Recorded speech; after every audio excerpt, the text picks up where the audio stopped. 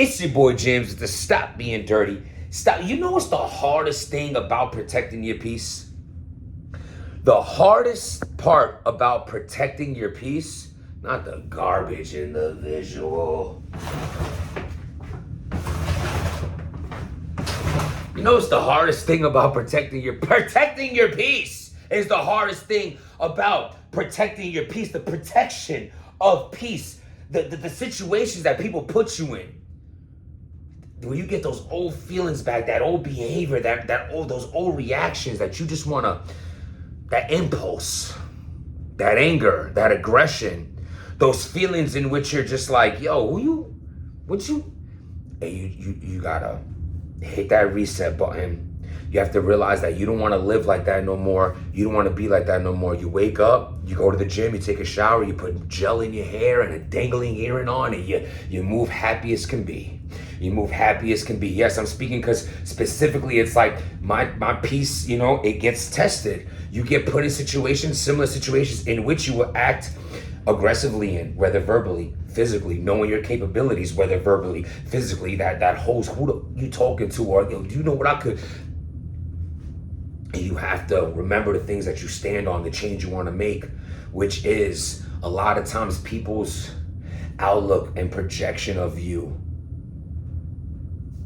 opinion of you, thoughts of you, words towards you, these hateful, it's less about you and it's more about them. It's more about their unhappiness portraying outwards instead of inwards. They don't want to look in the mirror. They don't want to make the change. There's nobody on earth that hates you making a change than the person who don't want to make a change for themselves. The person who's still stuck in the misery. Misery absolutely does yearn for company, but that is a party that we don't want to go to. That's a seat we don't want to sit in. That's a place we don't want to attend. And I just want to tell y'all that I have these moments too. I don't just go around and every single day is easy for me. Most days aren't. I don't want to, but I get caught in situations where you just question, why is someone talking like this or acting like this or treating me this way? And the worst thing is when you're trying your best to live correctly and that shit happens, it fucks with you. Cause you're like, yo, what the fuck? You get stuck. And you just, like I said, man, you just have to wake up, hit that reset button, be happy that situations don't go as far as you normally would have took it, and learn from it, get away from it, and protect your peace no matter. Twerk! Are you battling today? Oh my God, I really just like saying twerk as a transition word. This blog will not be about twerk. This blog is talking about the Exodus card in which the EZ and Twerk battle was canceled. I still stick on what I said. I feel like the reason for the cancellation is valid. That's my opinion on it. I am not going to go against somebody losing someone in their life and expecting them to then perform. Everyone had their opinions on it, and I respect everyone's opinion on it. That's your opinion on it. Now, if he battles today, we are going to have a different energy completely. But if that doesn't happen, my take on it still stays on it. Now, Exodus. Salute to TBL for being able to still put this card together and have a successful event. The audio, great. The visuals, great. The venue looked fire. Very solid matchups and battles. Also the commentary. Salute to bros, salute to fros. Very dope. Let's get into it. I want to start from T-Rex and Snake Eyes. T-Rex shut me up. Now, is him being 60? Rolling with the 60s still in question for some? Possibly. But him catching 60 over the weekend? I mean, you have some people saying that he 30'd Steams. I'm hearing that from everyone. And you have people saying he 30'd Snake Eyes. I'm going to get into this battle, but salute to Rex because he shut me up. In my blog, I was like, why the hell is he taking a battle the night before? I didn't think he had it in him. For him to be able to pull off 6 rounds within a 15-hour span or however long it is, that needs to be saluted. Salute T-Rex, the legend, for being able to pull that off because that is no easy task whatsoever. Now, when it comes to this battle, it went into the main event slot. I like Snake Eyes as a battle rapper. I think him as his personality, he's another tough one, man. I understand he's trying to. He has Serious Jones syndrome. There's something about that personality that's just like, I don't like you. I don't know why you need to relax. Why don't you just relax a little bit? It's okay to giggle. It's all right to laugh, have a joke, fart in church, whatever it may be. Just chill a little bit. Like, for the things that are known don't have to be said. You know what I'm saying? Every single time it's like, yo, but I'm this and I'm that. Listen, man, let the people judge you for who you are as far as your talent goes. I think Snake is dope. I think he talks that shit.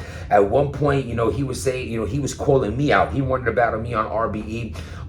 And I wasn't opposed to it, either. You know what I'm saying? At the time, we had other plans for me that actually didn't even happen. So the plans of me and Charlie Clips never went down, and the plans of, possibly me and Snake. Anywho, salute to Snake Eyes. I just feel like sometimes, like, it's not the expectations we have of you because of you're not allowed to slip up. Because I heard your Angry Fan interview, you saying that, like, oh, everyone can have slip ups and off days, but I'm not allowed to. Yeah, man, you talk too much shit. Take that shit talking a little down. Do you promote well? You do, but there's levels to promoting well. You're coming across like you're Murder Mook, and you're not.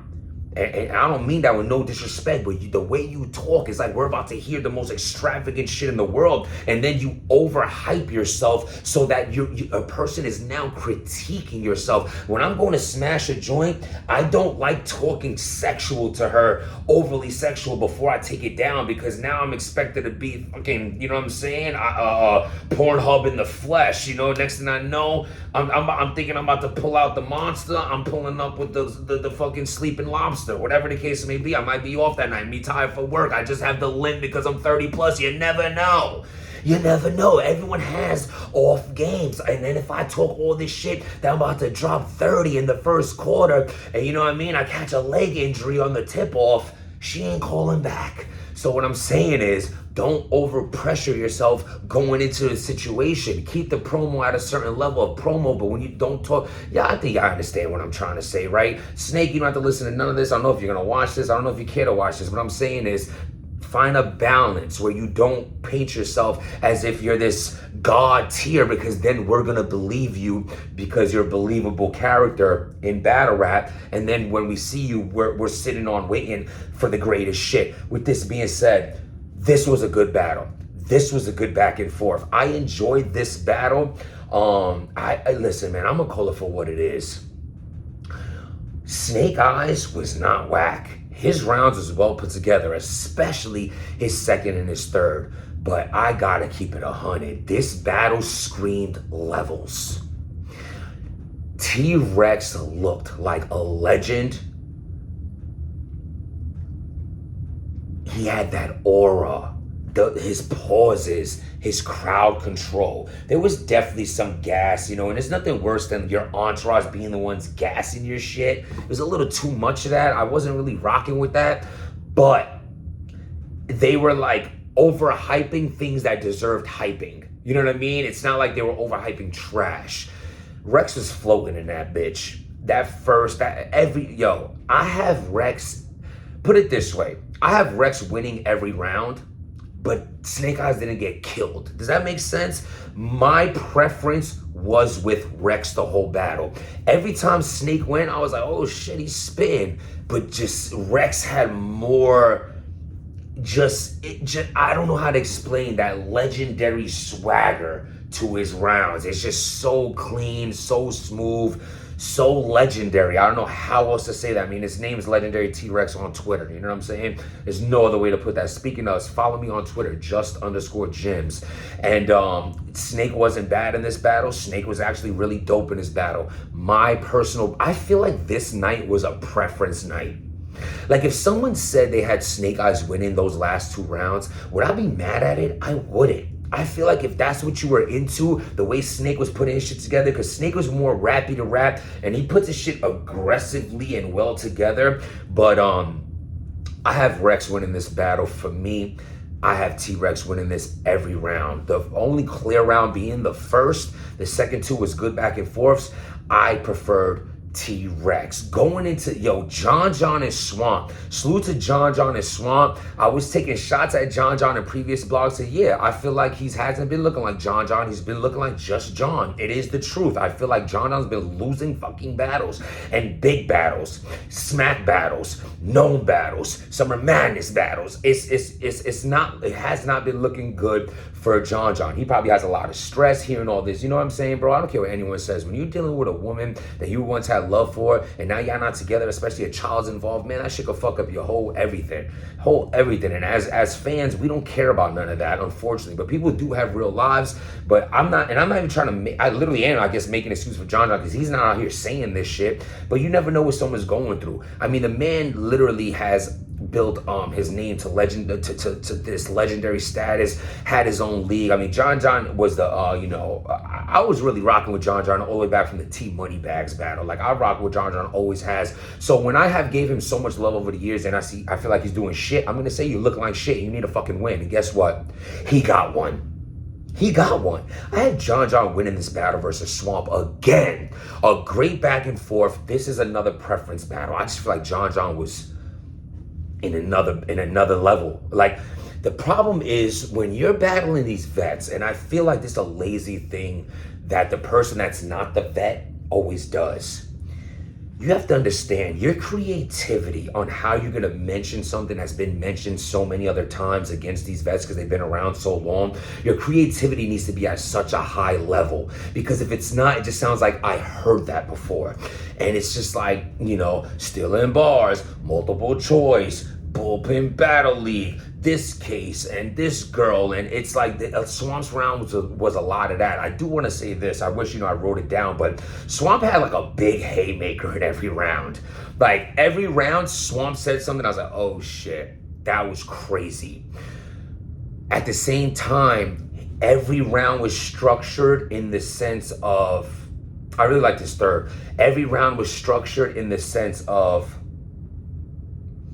I heard that already. And again, you have to be extremely creative. And I'm gonna put myself in it. It's my channel. I was a battle rapper. I've had battles and situations where I'm gonna give you a perfect example. When I battled Math Hoffa, I had a scheme about Math going to the Nike store and having PTSD from seeing the Nike shirt because it said just do it, because Dizaz said do it. That landed. That was a creative way of doing that. When I battled Math, he said that he hit Serious Jones because of the chicken nugget thing. I pulled out, I said, yo, Math, I don't want no problems, and pulled out all the chicken nuggets, which was very risky. But you know what I'm saying? When I battled DNA and the preference of, not the preference, that's the wrong word. I think I'm using that word wrong all day actually. The DNA, everyone called DNA dirty. I know what else to say. Sorry, DNA. There's no other way to say sorry. Everyone called you dirty. So I had a soap scheme and actually brought out the soaps. Instead of just rapping the scheme, I showed the soaps. When I battled Sharon, they all talked about his autism, and they dissed him for it, but I was bigging him up for being autistic. You know what I'm saying? Whether I'm your cup of tea or not, that was dope of me. I'm proud of those shits. Those are creative ways to use overused angles. And I don't think Swamp was that creative, and he left the door open every round. Again, I have John every round, not in a body.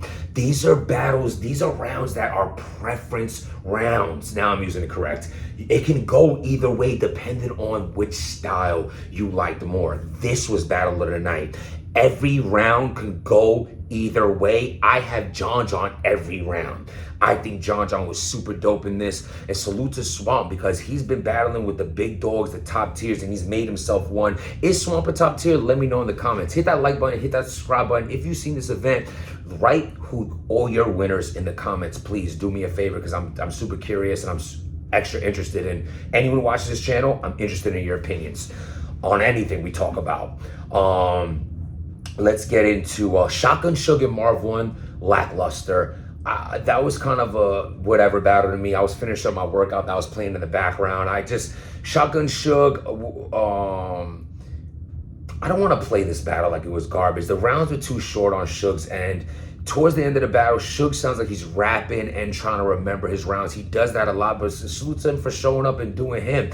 You see that I liked his first round. You could tell he mixed some of his clean paper round in this, you know, and it worked out perfect because Marv is from Detroit. You could use that. I liked his first. Marv 1 had such a good third round. Like, I really liked Marv's third. He had a little stoppage in between. It wasn't so clean. So between that and Suge cutting his third round very short, you can debate Marv took that round, but the first two I was leaning towards Shotgun Suge. Bonnie Godiva versus Fendi. I love this battle. I was driving, listening to it. I've been watching this event for over the past 2 days. I'll be busy, you know, but trying to find the time wherever I can. I enjoyed it. I enjoy Bonnie battles. I don't know much on Fendi, but she did very well. This was a great back and forth. Salute to the ladies. That shit kind of like, that was very entertaining. I love when the girls talk shit to each other. I love the ladies. Nothing bad to say about either one of them. Salute to the ladies.